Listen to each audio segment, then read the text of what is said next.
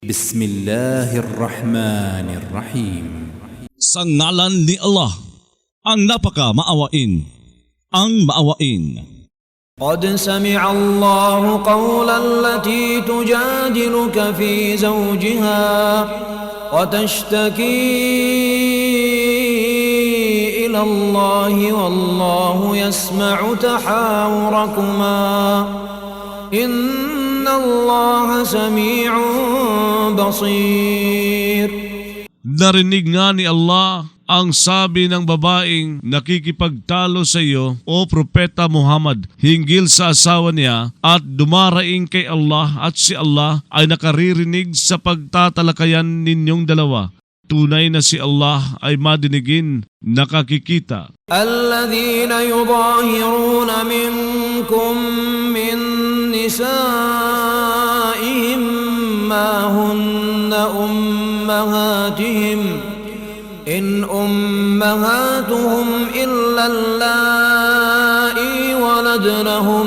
Ang mga nagsasagawa ng dihar kabilang sa inyo sa mga may bahay nila ay nagsinungaling. Ang mga ito ay hindi mga ina nila. Walang iba ang mga ina nila kundi ang mga nanganak sa kanila. وإنهم ليقولون منكرا من القول وزورا وإن الله لعفو غفور. Tunay na sila ay talagang nagsasabi ng isang nakasasama kabilang sa sinasabi at isang kabulaanan. Tunay na si Allah ay talagang mapagpaumanhin, mapagpatawad. والذين يظاهرون من نسائهم ثم يعودون لما قالوا فتحرير رقبة من قبل أن يتماسا ذلكم توعظون به والله بما تعملون خبير. Ang mga nagsasagawa ng dihar sa mga may bahay nila, pagkatapos bumabawi sila sa sinabi nila, ay pagpapalaya na isang alipin ang panakipsala bago pa silang dalawa magsalingan. Gayon kayo pinangangaralan si Allah sa namang ginagawa ninyo ay mapagbatid. فمن لم يجد فصيام شهرين متتابعين من قبل أن يتماسا. Ngunit ang sinumang hindi nakatagpo ng aliping mapalalaya, kailangan sa kanya ang pag-aayuno ng 2 buwang nagkakasunuran bago pa silang dalawa magsalingan. فمن لم يستطع فإطعام 60 مسكينا ذلك لتؤمنوا بالله ورسوله وتلك حدود الله وللكافرين عذاب أليم. Ngunit ang sino mang hindi nakakaya ay kailangan sa kanya ang pagpapakain ng 60 dukha. Iyon ay upang sumampalataya kayo kay Allah at sa sugo niya. Iyon ay ang mga hangganan ni Allah. Ukol sa mga tagatangging sumampalataya ay isang pagdurusang masakit. إن الذين يحادون الله ورسوله كبتوا كما كبت الذين من قبلهم وقد أنزلنا آيات بينات وللكافرين عذاب مهين. Tunay na ang mga sumasalansang kay Allah at sa sugo niya na si Muhammad ay dudustain kung paanong dinusta ang mga sumalansang sa mga sugo bago pa nila. Nagpababa nga kami ng mga tandang malilinaw. Ukol sa mga tagatangging sumampalataya ay isang pagdurusang manghahamak. يوم يبعثهم الله جميعا فينبئهم بما عملوا أحصاه الله ونسوه والله على كل شيء شهيد. Sa araw na bubuhay sa kanila si Allah ng lahatan, saka magbabalita siya sa kanila hinggil sa ginawa nila na masagwa sa mundo. Mag-iisa-isa niyon si Allah samantalang lumimot sila niyon.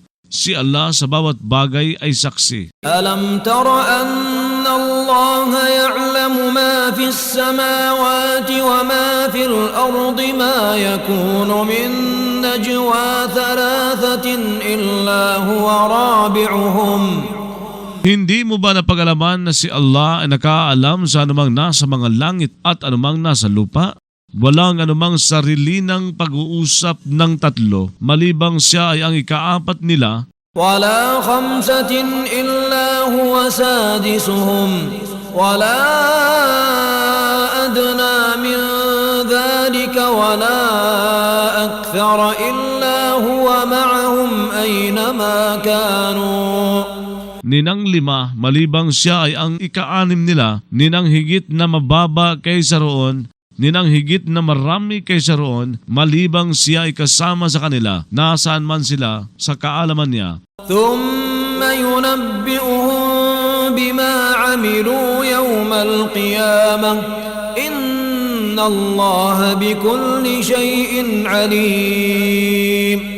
Pagkatapos magbabalita siya sa kanila hinggil sa anumang ginawa nila, buhay nila sa araw ng pagbangon. Tunay na si Allah sa bawat bagay ay maalam. ألم تر إلى الذين نهوا عن النجوى ثم يعودون لما نهوا عنه ويتناجون بالإثم والعدوان ومعصية الرسول. Hindi ka ba tumingin sa mga sinaway laban sa sarili mong pag-uusap? Pagkatapos manunumbalik sila sa sinaway sa kanila at sarili nang nag-uusapan sila hinggil sa kasalanan, pangangaway at pagsuway sa sugo. وإذا جاءوك حيوك بما لم يحيك به الله ويقولون في أنفسهم لولا يعذبنا الله بما نقول حسبهم جهنم يصلونها فبئس المصير. Kapag dumating sila sa iyo ay bumabati sila sa iyo ng pagbating hindi binati sa iyo ni Allah at nagsasabi sila sa mga sarili nila, bakit hindi tayo pagdusahin ni Allah dahil sa sinasabi natin? Kasapatan sa kanila ang impyerno, masusunog sila roon, kaya kay saklap ang kahahantungan. يا أيها الذين آمنوا إذا تناجيتم فلا تتناجوا بالإثم والعدوان ومعصية الرسول. O mga sumampalataya, kapag sarilinang nag-usapan kayo, ay huwag kayong sarilinang mag-usapan hinggil sa kasalanan, pangangaway at pagsuway sa sugo ni Allah. وتناجوا بالبر والتقوى واتقوا الله الذي إليه تحشرون. Bagkus sarilinang mag-usapan kayo hinggil sa pagsasamabuting loob at pangingilag magkasala. Mangilag kayong magkasala kay Allah na tungo sa Kanya ay kakalapin kayo. إنما النجوى من الشيطان ليحزن الذين آمنوا وليس بضارهم شيئا إلا بإذن الله وعلى الله فليتوكل المؤمنون. Ang masamang sarili ng pag-uusap ay mula sa demonyo lamang upang malungkot ang mga sumampalataya at hindi siya makapipinsala sa kanila ng anuman malibang may pahintulot ni Allah. Kay Allah ay manalig ang mga mananampalataya. يا أيها الذين آمنوا إذا قيل لكم تفسحوا في المجالس فافسحوا يفسح الله لكم.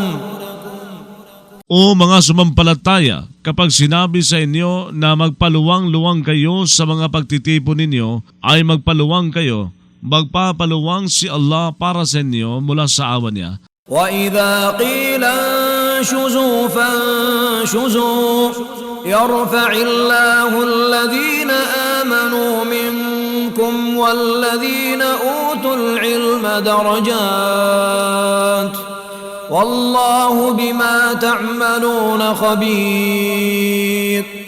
At kapag sinabi sa inyo na umangat kayo mula sa kinaupuan, ay umangat kayo. Mag-aangat si Allah ng mga antas sa mga sumampalataya, kabilang sa inyo at mga binigyan ng kaalaman. Si Allah sa anumang ginagawa ninyo ay mapagbatid. يا أيها الذين آمنوا إذا ناجيتم الرسول فقدموا بين يدي نجواكم صدقة ذلك خير لكم وأطهر فإن لم تجدوا فإن الله غفور رحيم. O mga sumampalataya, kapag sarili nang nakipag-usap kayo sa sugo, ay maghandog kayo bago ng sarili ng pag-uusap ninyo ng isang kawang gawa. Yun ay higit na mabuti para sa inyo at higit na dalisay. Ngunit kung hindi kayo nakatagpo ng maikakawang gawa, tunay na si Allah ay mapagpatawad, maawain. أأشفقتم أن تقدموا بين يدي نجواكم صدقات فإذ لم تفعلوا وتاب الله عليكم فأقيموا الصلاة وآتوا الزكاة وأطيعوا الله ورسوله. Nabagabag ba kayo sa karukaan na maghandog kayo bago ng sarili ng pag-uusap ninyo ng mga kawang gawa? Kaya kapag hindi ninyo nagawa at tumanggap si Allah sa inyo ng pagbabalik loob, ay magpanatili kayo ng pagdarasal, magbigay kayo ng zaka at tumalima kayo kay Allah at sa sugo niya. Wallahu khabirun bima ta'malun. Si Allah ay mapagbatid sa anumang ginagawa ninyo.